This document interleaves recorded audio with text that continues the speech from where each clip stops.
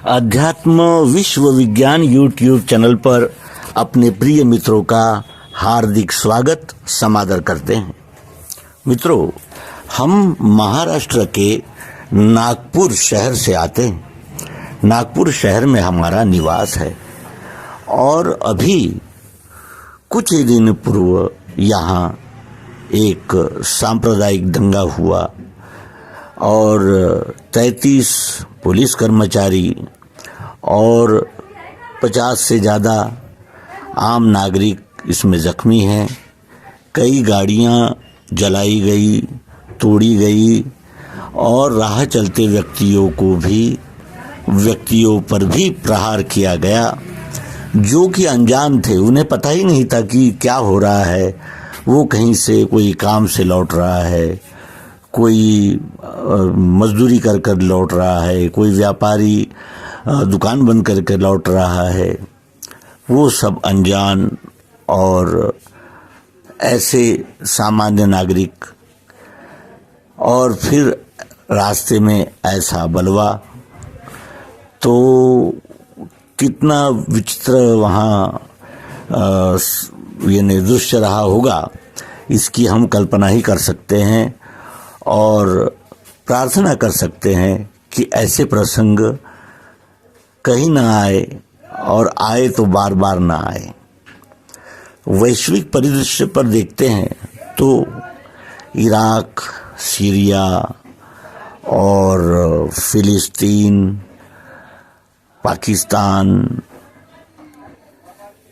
Sudan और ऐसे कितने ही, जैसे यूक्रेन, रशिया और इस्राइल, ऐसे कितने ही प्रकरण हैं जिसमें मानवता लज्जित हो रही है, शर्मिंदा हो रही है। और ये आक्रामकता, और जिसे कहा जाएगा कि धार्मिक कट्टरता, ये और कितने प्राण ले लेगी और कितने जगह संघर्ष निर्माण करेगी। इस धर्मांधता और कट्टरता के आगे तो कोर्ट अपनी कुर्सी छोड़कर निकल जाते हैं और सुप्रीम कोर्ट में भीड़ घुस जाती है। क्या हो क्या रहा है। और इस प्रकार बांग्लादेश भी अराजकता के चपेट में आ गया है।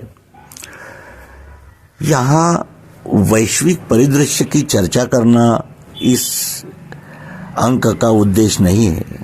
इस अंक का उद्देश्य है कि उन कारणों को खोजना जिनसे ये दंगे, बलवे, राइट्स होते हैं। वो क्या कारण है जिनके वजह से ये सब होता है। तो उनमें सबसे बढ़कर और पहला कारण दिखता है कि हम बदलना ही नहीं चाहते।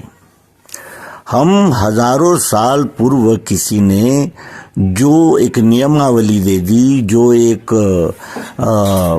यानी जिसे कहा जाएगा कि एक संविधान दे दिया, उसके अनुसार आंख मूंद कर चलना है। और समय तो सतत परिवर्तन हो रहा है। एक एक क्षण परिवर्तन ही दिख रहा है। हम भी छोटे थे, बड़े हो गए, और अब चल उड़ जा रे पंछी की तैयारी है। कहने का आशय ये है कि समय बदलता है, समय के अनुसार हमें स्वयं भी बदलना पड़ता है, अपनी सोच को, अपनी परंपराओं को मोड़ना पड़ता है। जैसे हमारे यहाँ बाल विवाह था और सती प्रथा थी, हमने खोज की और ये इस न्याय को स्वीकार किया कि यह अन्याय था। इस प्रकार यदि हमने अपने मतों, पंथों, संप्रदायों का विश्लेषण नहीं किया और समय के अनुकूल प्रासंगिक ऐसे उसमें हमने अपने बर्ताव में बदलाव नहीं किए, तो क्या हम इस विश्व के साथ, इस विश्व की रफ्तार के साथ तालमेल बिठा पाएंगे। और इसलिए सबसे पहला प्रश्न तो यही है कि आलोचना नहीं, समालोचना होना चाहिए, बदलाव होने चाहिए, और इस मानवता को हम क्या योगदान कर सकते हैं, इसका विचार होना चाहिए। आज हम केवल कर्मकांड को ही धर्म यानी अवलंबन समझते हैं। धर्म किसे कहते हैं, संप्रदाय किसे कहते हैं? धर्म तो मनुष्य जाति ही नहीं, प्रत्येक एक एक कण में उपस्थित है। उस वस्तु का स्वभाव ही उसका धर्म है और वो अपने स्वभाव से चले। तो स्वभाव में भी दैवी है, आसुरी है, ये सब आध्यात्मिक विचार है। लेकिन यदि हमने समाज जीवन और मानवता की दृष्टि से इस समस्या की ओर देखा तो हमें यही लगता है कि सबने अपने अपने विचारों में सहजीवन के अनुकूल परिवर्तन करने चाहिए और यही आज समय की सबसे बड़ी मांग है। तो आशा है हमारे प्रिय मित्र हमारी बात को समझ गए होंगे और वो इस बात को आगे बढ़ाएंगे कि जहाँ जहाँ मानवता के लिए विपरीत और शत्रुत्व बढ़ाने वाले और विध्वंसक कार्यों में हमें प्रवृत्त करने वाले विचारों से हमें लौटना होगा, हमें समालोचना करनी होगी। मरता मनुष्य है, फिर ये हम उसको तय कर देते हैं कि ये इस संप्रदाय का था, उस संप्रदाय का था। और मनुष्य यदि अपनी हठवादिता और अंधश्रद्धा की वजह से ही मर रहा होगा तो ये मानवता के लिए कोई अच्छे संकेत नहीं माने जा सकते।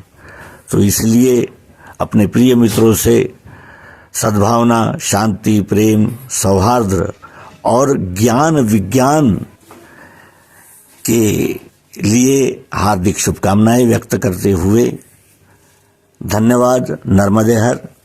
सद्गुरु भगवान की जय, विश्वरूप परमात्मा की जय। ओम शांति शांति शांति।